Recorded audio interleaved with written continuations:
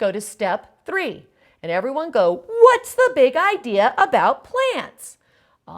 So now, what did we learn about plants? There's a lot of things you can learn about plants, but what was the big idea that we learned about plants? And we learned that plants need the sun and water. I'm sharing with you what the kids learned about plants, but now all I have them do is say, what's the big idea about plants? What information did we learn about plants? And then I say, turn to your buddy, tell them everything that you've learned about plants. They start talking to each other, then you can walk around to make sure that they have that information. If not, then you need to come back and review what you've learned, then have them go back and talk to each other what the big idea is. So you're always checking, getting feedback from them talking to each other. Do they know the information?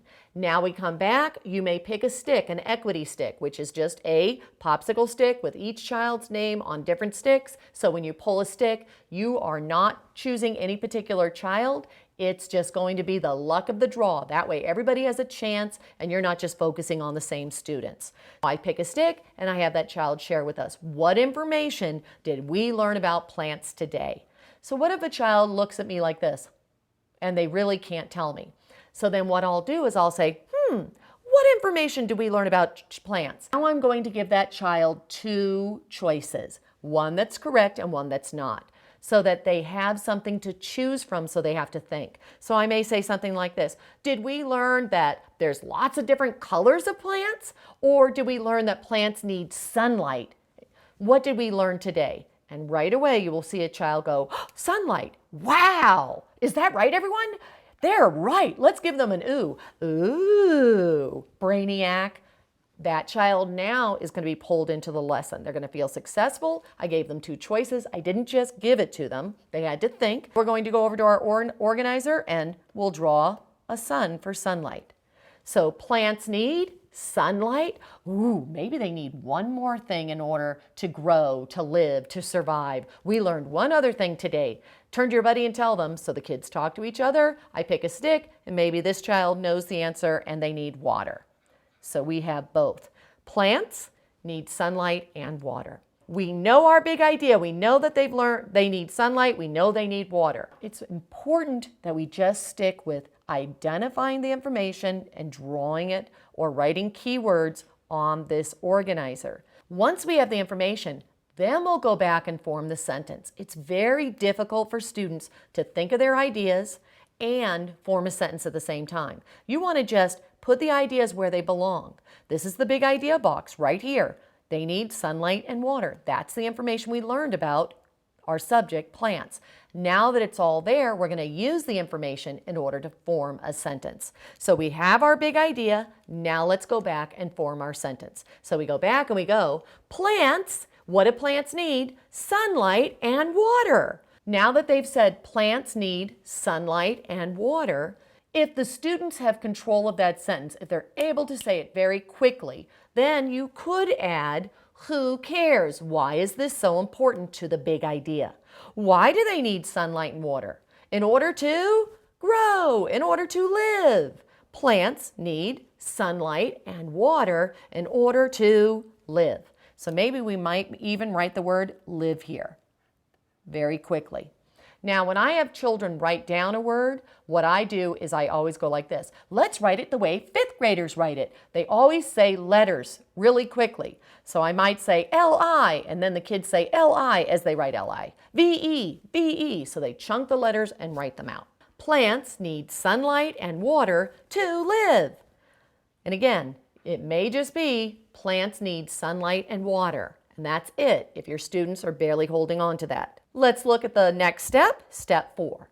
Step 4, add fancy words. So now we want to add adjectives to our big idea. If the fluency of this sentence, the ability to say it with ease, is not there, they're just barely able to say it, skip step 4. Adding adjectives to the sentence is going to give more sophistication, but it's also a higher level skill. Most children can add those adjectives when they fluently and with ease are able to say their sentence. Then you would add adjectives. So again, this is optional. So I always put my salt and pepper filled with beads and we go, let's add some fancy words. If they're able to add adjectives, we would look at our sentence and say, all right, to add fancy words, who or what in this sentence is really important? Well, plants are important, the sun is important, and water is important. Let's just pick one thing. So what's this all about? Plants. So let's put an X on plants. And now let's decide how we're going to describe the plants. So what kind of plants? So now we're going to use the phrase, what kind of?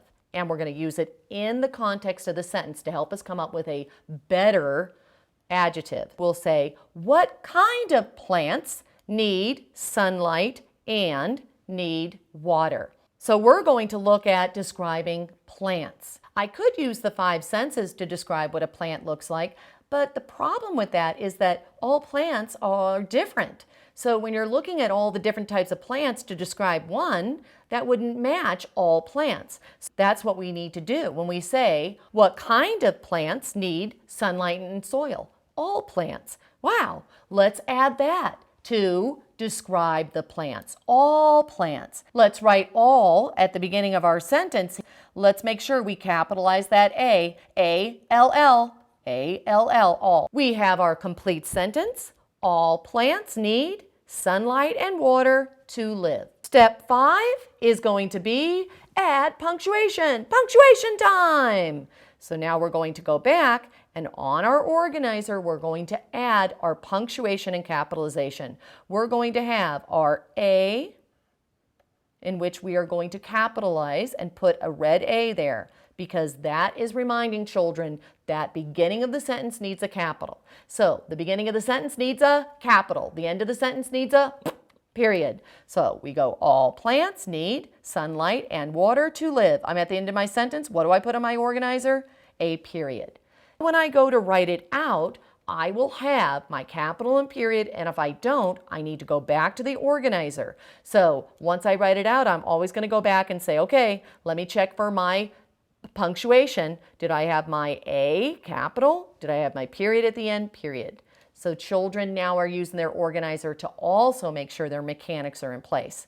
They orally rehearse this over and over. As soon as they can say it with ease, then you tell them write it down, write it down, write it down. And you can walk around the room and help children who are writing down their words and may have a little difficulty. We have our stage 1 writing. We've learned how to write a big idea, which is really a topic sentence, but a very simple one, about what they've been studying in their science, social studies, any core subject.